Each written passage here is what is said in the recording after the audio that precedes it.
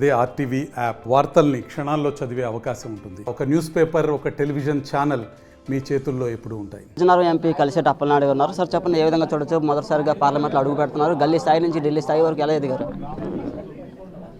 గల్లీలో చాలా సమస్యల మీద యాక్చువల్గా నేను 10th క్లాస్ నుంచి కూడా అప్పటి నుంచి కూడా హాస్టల్ సీట్లు ఎవరైతే రావో స్వయంగా నేను ఎంఆర్ ఆఫీస్కి వెళ్ళి ఇప్పుడు కూడా మిత్రుడు నేను వస్తున్నప్పుడు ఫోన్లో మాట్లాడి చెప్పాడు, అది హాస్టల్ సీట్ ఇప్పించా, నన్ను గుర్తుపెట్టావని బెంగళూరులో ఉన్నాడంట.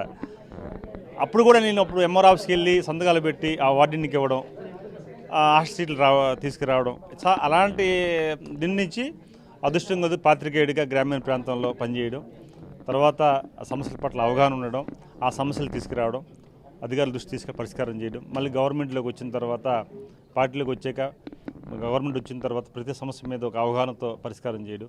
అయితే నేరుగా చట్టసభల్లోకి వెళ్ళి ప్రజా సమస్యని ప్రస్తావన చేసి అది చట్టం చేసే రూపకల్పన చేసే అవకాశం వచ్చింది. అది అనుభూతిగా ఫీల్ అవుతున్నాను, చాలా ఆనందం కూడా ఫీల్ అవుతున్నాను. ఉత్తరాంధ్రలో చాలా సమస్యలు ఉన్నాయి. పార్లమెంట్లో ఏ విధంగా గాలం విప్పుతారు? ఖచ్చితంగా ప్రజా ప్రయోజనంలో ఏదైతే సమస్య ఉందో దాని మీద ఒక ఎజెండా ఉంటుంది. మా నాయకుడు చంద్రబాబు నాయుడు గారి దృష్టిలో పెట్టి, ఎన్డీఏ కూటమి నాయకత్వాన్ని దృష్టిలో పెట్టి మేము పార్లమెంట్లో ఒక అందరం కూడా ఒక టీం వర్క్గా ప్లాన్ చేసుకున్నాం. టీం వర్క్ మనం గెలిచాం మన ఉత్తరాంధ్రలో. వాళ్ళ నలుగురితో మాట్లాడుతూ ఇంకా అదనంగా మన రాష్ట్రంలో ఉన్న మిగతా ఎంపీలతో కూడా మాట్లాడి మేమందరం కూడా రాష్ట్ర ప్రయోజనాలు ముఖ్యంగా ఏంటంటే ఈ రాష్ట్రానికి అవకాశం ఏంటంటే ఎమ్మెల్యేలుగా చాలా భారీ మెజార్టీ ఇచ్చారు. అదే సమయంలో ఎంపీలు కూడా ఈ రాష్ట్రానికి నిధులు తీసుకురావాలి, ఎన్డీఏతో కలిసి ఉండడానికి ఒక అవకాశం ప్రజలు కూడా గుర్తించి ఇచ్చారు.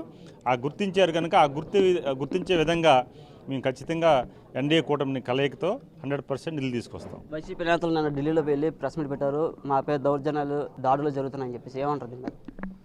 నేను ఆత్మపరిశీలన చేసుకోవాలి.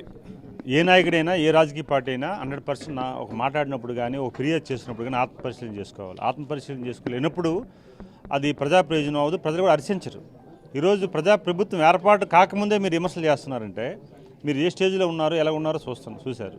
ఇప్పుడు కావాల్సింది ఏ రాజకీయ పార్టీని అధికారులు రావాలనుకోవడం తప్పు కాదు, కానీ వచ్చే ప్రభుత్వాన్ని ఆశీర్వదించాలి, గౌరవించాలి, ప్రతిపక్షంగా వారు సూచన సలహాలు ఇవ్వాలి. కానీ ఇప్పటికిప్పుడే విమర్శలు చేసి ఇప్పటికిప్పుడు డైవర్ట్ చేయాలి ప్రజలనే ఆలోచన రావడం అనేది ఇది వారిని ఆత్మపరిశీలన చేసుకుని వారికే దానికి విడిచిపెడతాను, నేనేం కామెంట్ చేయను.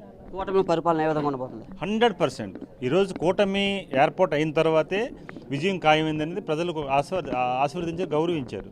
ఆ పాలన కూడా అద్భుతంగా జరగబోతుంది. ఎందుకంటే ఈరోజు ప్రతి ఒక్కరు కూడా ఎక్కడ కూడా మంత్రివర్గ విషయంలో కానీ లేకపోతే ముందు కలయికలో కానీ ఎక్కడ కూడా చాలా ఆనందంగా ఉన్నారు. ఈరోజు ప్రతి ఒక్కరు కూడా దాన్ని ఆస్వాదిస్తున్నారు. ప్రజలు నమ్మే ఈరోజు గౌరవించారు. 100% అద్భుతంగా పరిపాలన ఉంటుంది.